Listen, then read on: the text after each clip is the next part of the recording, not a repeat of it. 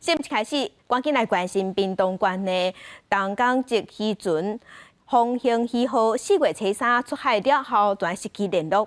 海巡伫昨中昼已经伫鸟片头西南边45海里发现这只渔船，船顶的人拢平安，已经护航登去高雄的兴达港，今仔日会进行调查。这是风兴鱼号4月初3透早对东港出发，讲要去花莲的外海掠鱼。也毋过4月初3发生大地震，地动煞这只船就失去联络。船顶除了有船长陈玉成，阁有2个印尼的船员。海巡出动找找，昨昏早起伫鸟片头西南边45海里的海域发现这只渔船，也那船顶的3个人拢平安。昨暗已经甲这只船护航，这只船即马已经驶转去高雄的兴达港海巡基地。海巡即马当伫调查，要厘清失去联络的原因，才阁对外说明。